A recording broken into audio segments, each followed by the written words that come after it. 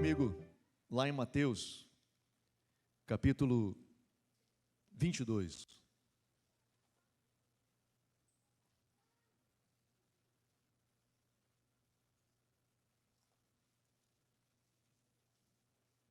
Mateus capítulo 22, eu quero ler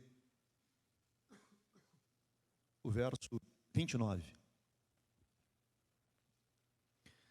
Mateus 22, o verso 29 diz assim: E Jesus respondeu: O erro de vocês está no fato de não conhecerem as Escrituras, nem o poder de Deus. Amém. Pai, abençoa, Senhor, a Tua palavra, que nós possamos ouvir de Ti, sermos ministrados pelo Teu Espírito. Ajuda-nos, Senhor, neste tempo. Senhor, eu te peço, fala conosco, em nome de Jesus. Amém. Amém.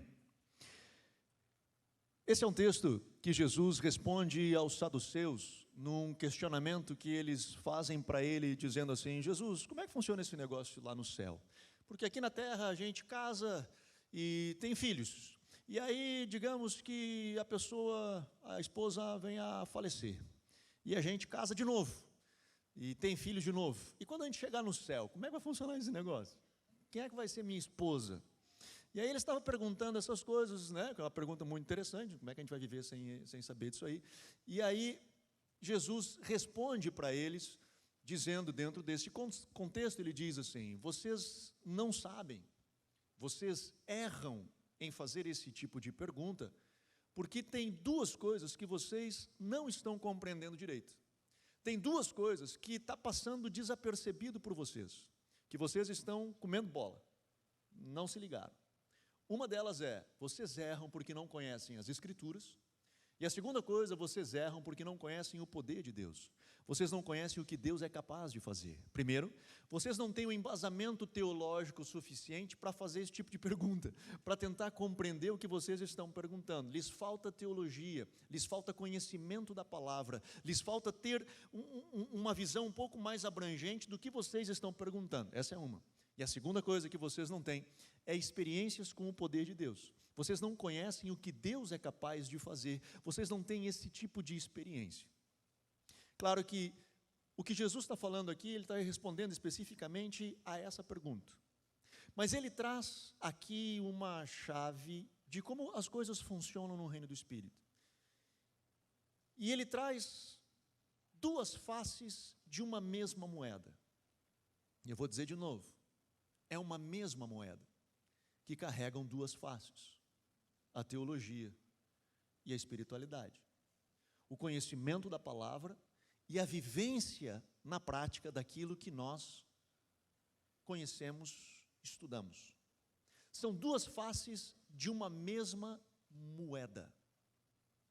Porém, hoje, nós vemos essas duas faces tão distantes, tão longe uma da outra, que nós precisamos construir uma ponte que as conecte, porque elas estão separadas, distintas.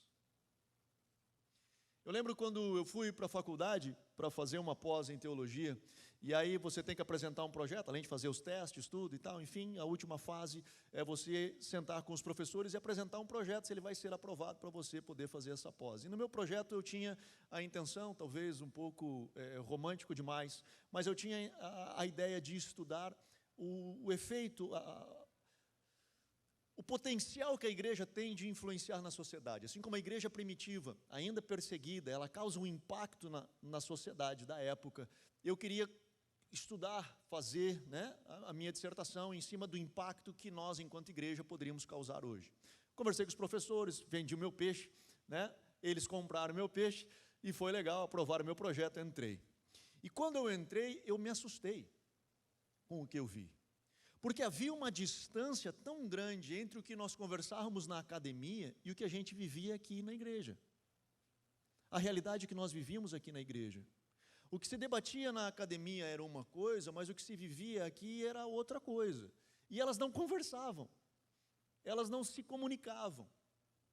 E isso era muito sério. Eu lembro que um professor meu, de Velho Testamento, numa das aulas, a primeira aula da manhã, ele iniciou a aula, ele sempre iniciava a aula da manhã, E uma colega, eu estudei na PUC, eram padres, então o professor era padre, meus colegas, na maioria, eram padres, e a minha colega era católica, era uma desembargadora que foi fazer por prazer, porque era uma mulher devotada, ela tinha uma espiritualidade forte, e ela, então, levanta a mão e pergunta: professor, já que esse é o primeiro período da manhã, nós podíamos iniciar o dia orando, né? Podíamos fazer uma oração. E aí o professor ficou todo errado com a pergunta dela. E aí ele tentou achar uma saída e ele disse assim: não, é que sabe qual que é? É que nós temos alguns colegas aqui que são protestantes, e eles talvez não gostariam que nós viéssemos a rezar. Eu levantei a mão, digo: professor, falando da minha parte, não me importa. Mete a reza aí que nós estamos dentro desse negócio. Toca a ficha aí, é nós. Bora lá. E aí ele disse: agora, cara, como é que eu saio dessa? E aí ele disse: não, mas é o seguinte, oração é na capela. Aqui na sala de aula, nós viemos estudar. Lembrando que era uma aula de teologia. Eu tinha um outro professor meu, que era de cristologia. Ele dizia o seguinte: que teologia se faz na biblioteca. E aí eu achei um livro de um professor da PUC de Curitiba, o professor Clodovis Boff, que é irmão do Leonardo Boff, esse é mais conhecido. E ele, nesse livro, ele escreve o seguinte: que teologia se faz de joelhos. Nossa, eu agarrei esse verso e joguei para dentro da minha dissertação. O que mal eu sabia que esse meu professor de cristologia seria um dos que estaria na minha banca.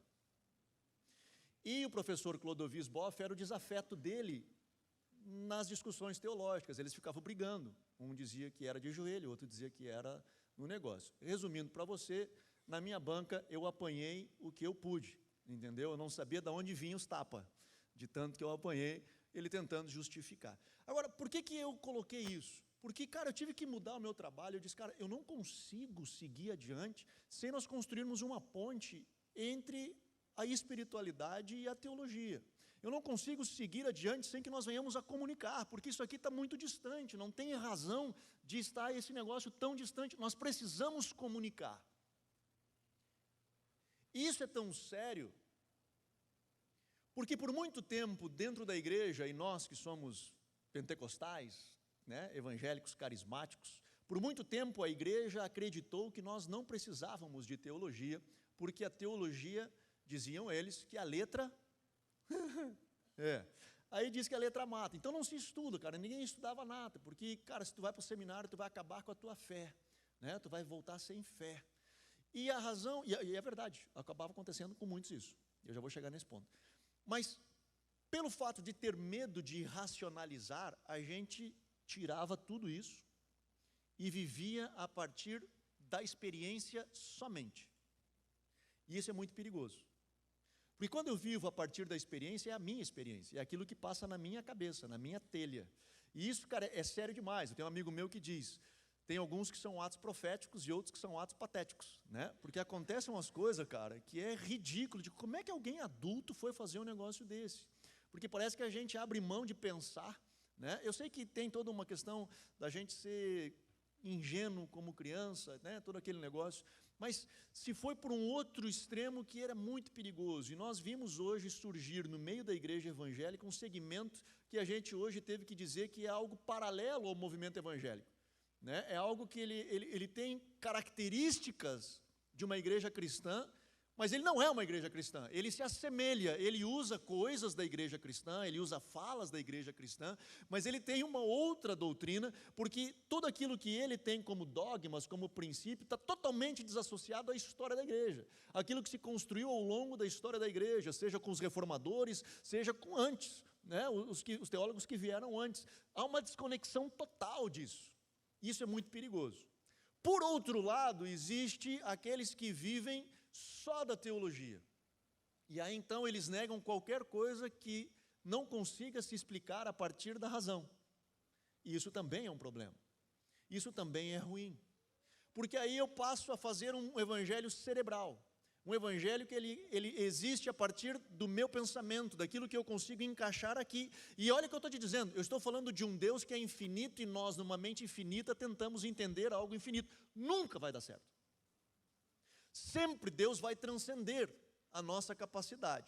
Isso significa que nós não devemos de buscar conhecimento. A Bíblia diz, peça sabedoria e adquira conhecimento. Conhecimento a gente adquire, a gente corre atrás, a gente busca, a gente se prepara. Mas nós precisamos saber que por mais que eu me prepare, eu não vou chegar lá. Deixa eu lhe dizer um negócio. Uma boa teologia, ela existe para um propósito, para que você tenha encontros divinos com Deus.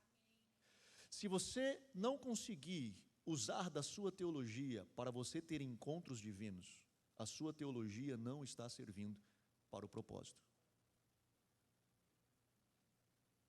Porque o cristianismo é relacional, é um Deus conosco.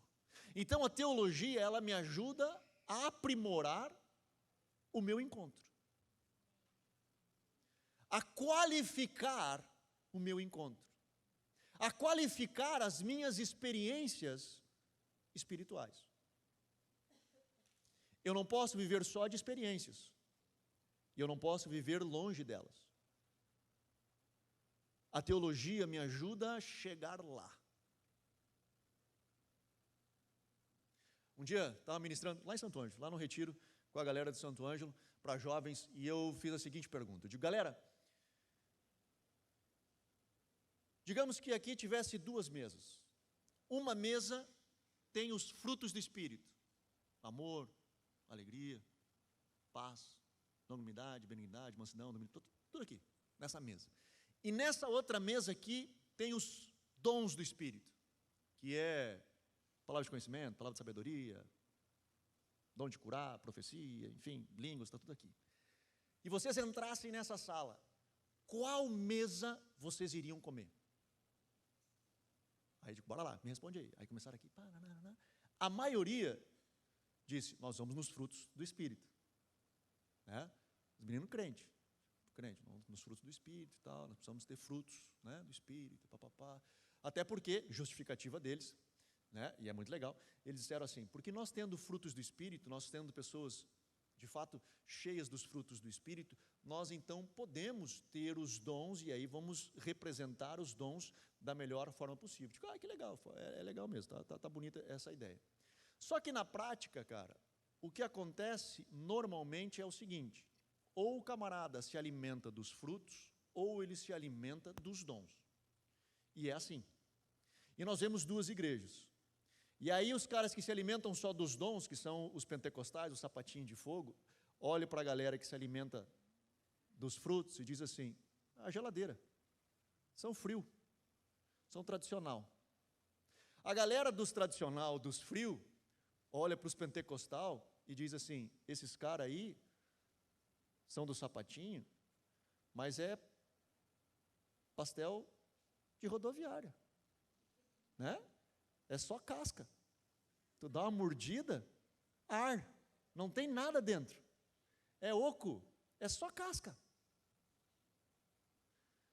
Tem problema de caráter. E essa galera daqui é a galera que é os caras corretos.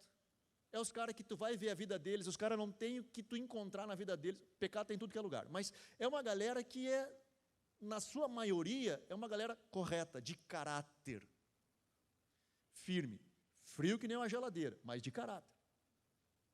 Essa galera aqui, dos penteca, já é sapatinho de fogo, mano, é manto, é revelação e tal, e o cara rola no Espírito no domingo e profetiza e tananã, e na segunda caloteia.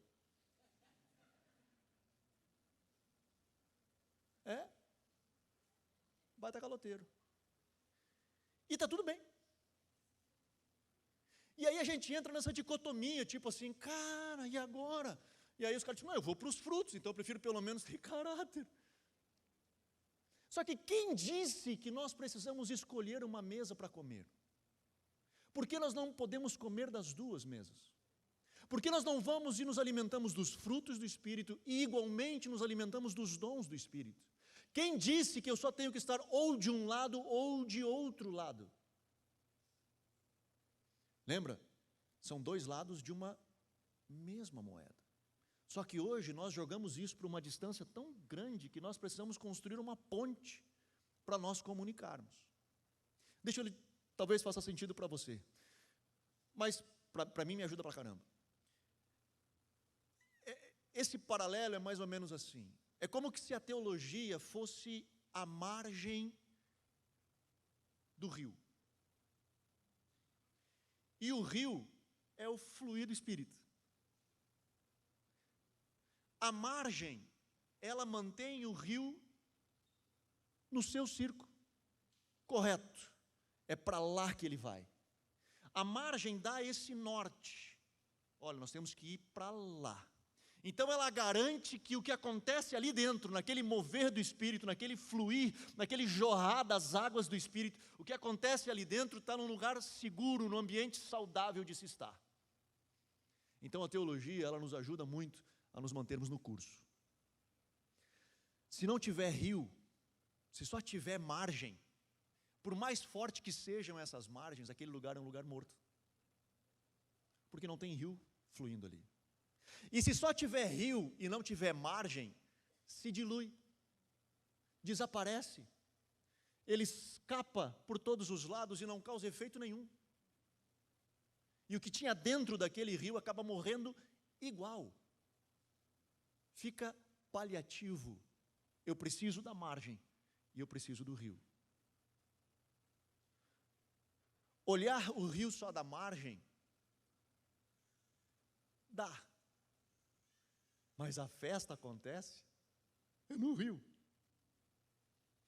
É no rio que eu tenho as experiências. É no rio que eu me molho, é no rio que eu me encharco, é no rio que eu mergulho, é no rio que eu fluo, é ali que acontece. Por isso que eu digo, a teologia, ela existe para proporcionar a cada um de nós uma melhor experiência com Deus. Eu não sei se você se deu conta disso, mas você hoje só é um cristão porque você teve uma experiência com Cristo. E essa experiência, ela não foi cerebral. Quando Jesus chega a Nicodemos para conversar com Jesus, e ele diz assim: Jesus, o que eu preciso fazer para entrar no reino dos céus? E ele diz: você precisa nascer de novo. Aí Nicodemos diz assim: como é que é?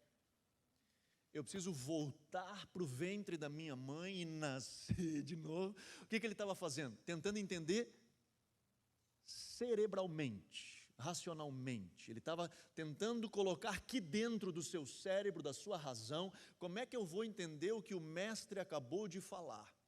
E aí Jesus diz: não, cara, não é assim. Você precisa nascer da água e do Espírito. Ele tira da razão e ele leva a uma experiência sobrenatural.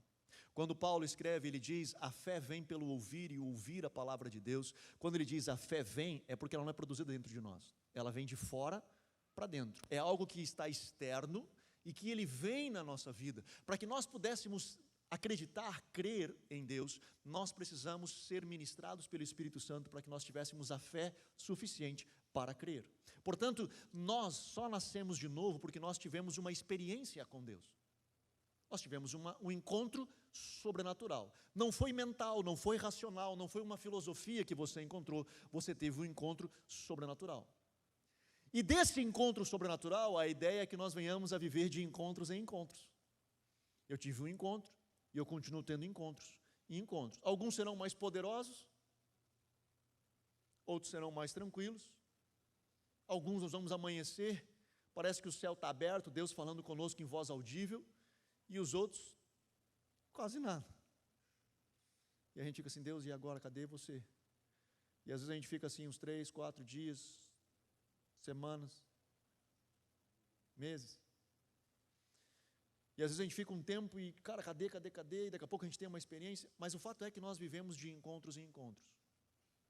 Eu poderia citar para vocês aqui, talvez de uma mão, de duas mãos, ao longo da minha 30 anos de fé, grandes experiências que eu tive, que foram marcantes na minha vida. Eu e Deus, não de culto, não, eu e Deus, de encontros que eu tive que foram marcantes, que foram pontuais.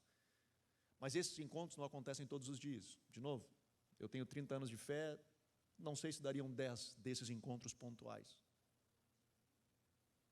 Uma média de 1 a cada 3 anos, mais ou menos, não sei se dá tanto ainda.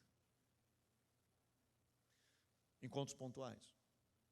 Encontros que mudam a vida da gente. Encontros que dão um norte. Mas nós temos microencontros. Nós temos momentos de encontro.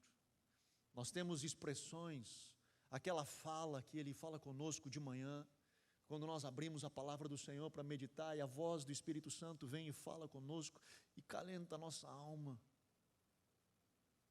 Esses encontros nós precisamos ter. Do contrário, a nossa fé é cerebral. Ela é racional. Nós somos transformados de glória em glória, não de seminário em seminário.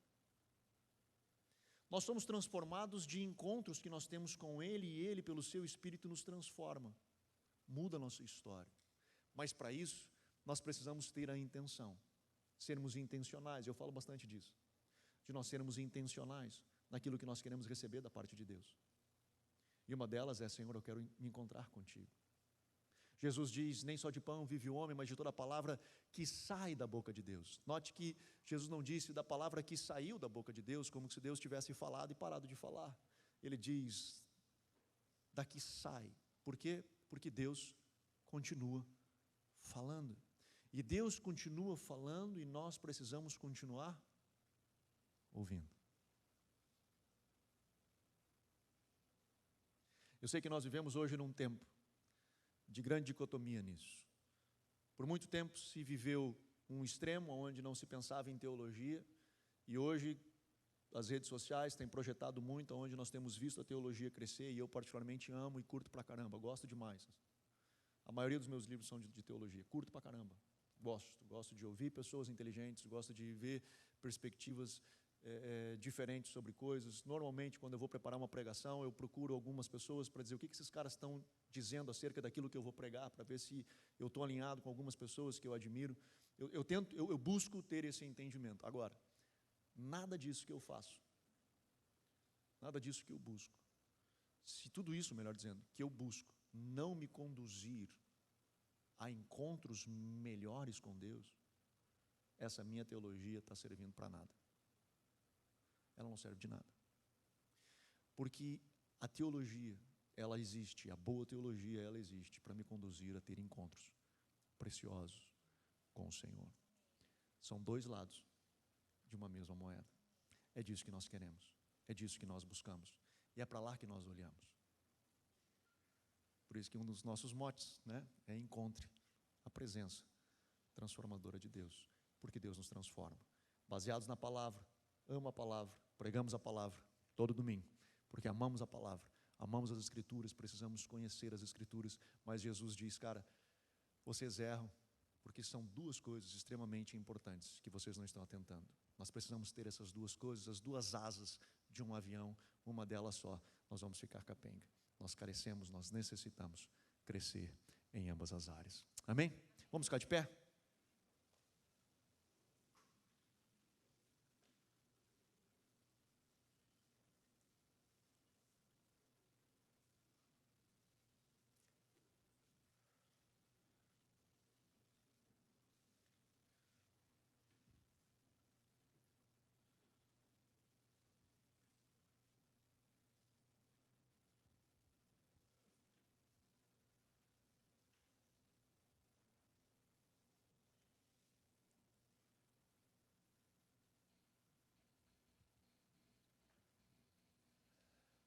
Aleluia.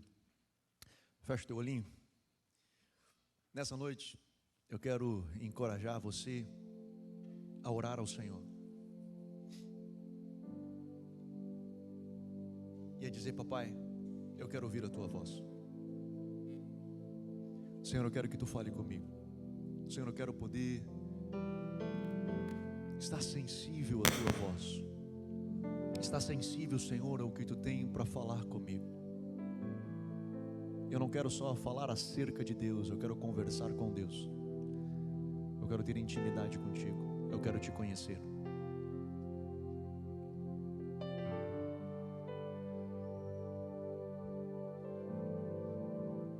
É aquilo que nós falávamos já há algum tempo atrás. Eu não quero uma religião a seguir, eu quero um Deus a conhecer, um Deus a me relacionar.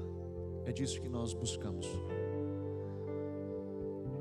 de um encontro.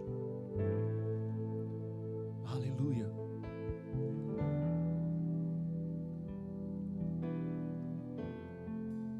Por isso, ore ao Senhor.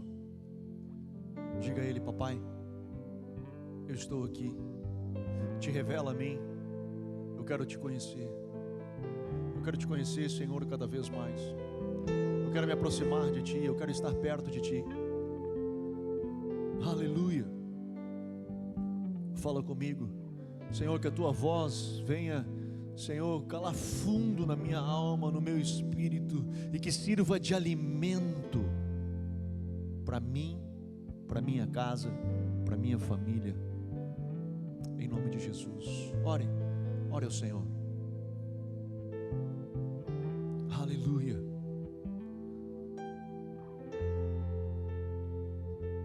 Aleluia.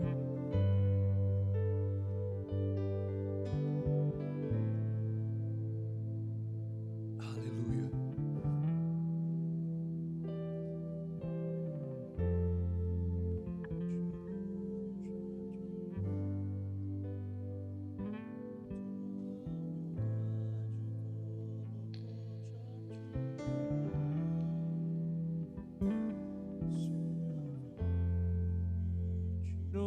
Do jardim, sua humildade colocou um jardim em mim. E se eu vender tudo que tenho em troca do amor, eu falharia.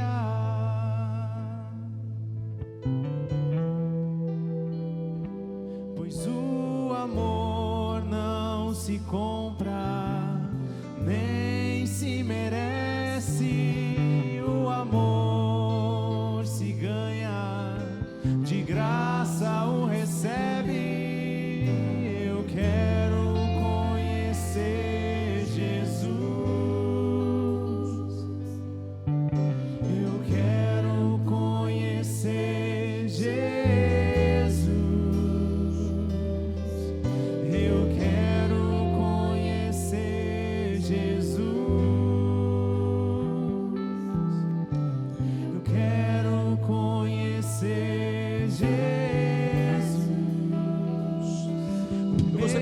Você, eu gostaria de juntos estar orando contigo. Nós vamos orar obviamente no coletivo, mas se você quiser oração específica, que alguém esteja orando por você, eu gostaria de convidar você a sair do seu lugar, vir aqui à frente. Nós temos uma galera aqui da liderança que vai poder estar orando contigo, ministrando também a sua vida. Se porventura você quiser sair do seu lugar, venha aqui à frente. Nós queremos orar com você em nome de Jesus. Aleluia. Tirou do jardim, sua humildade colocou o jardim em mim. E se eu vender tudo que tenho em troca do amor, eu falharia. Pois o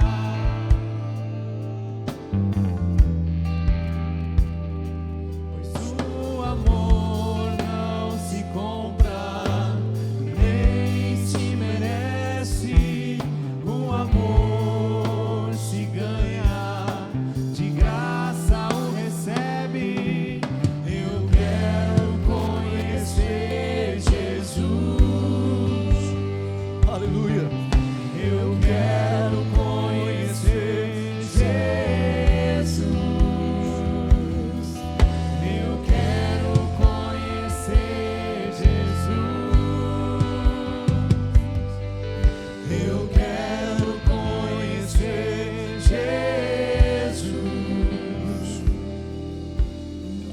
Papai, eu oro o Senhor nessa noite. Eu coloco o Senhor, cada um dos teus filhos diante de Ti, e nos colocamos diante de Ti, Senhor, nessa noite, pedindo, papai, vem com a Tua presença, vem com o Teu Espírito, e alcança, Senhor, o coração de cada um dos Teus filhos nessa noite, em nome de Jesus. Ministra-os, Senhor, ministra-os, Senhor, dê a eles experiências contigo. Senhor, abre os céus e que possamos ter, Senhor, experiências profundas contigo. Que possamos ter encontros contigo. Te revela, Senhor, aos teus filhos. te revela, Senhor, em nome de Jesus.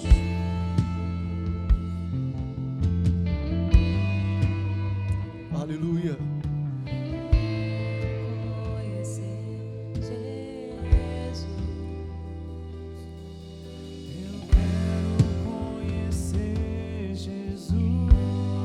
Sobre os teus filhos. Vem, Senhor, sobre os teus filhos.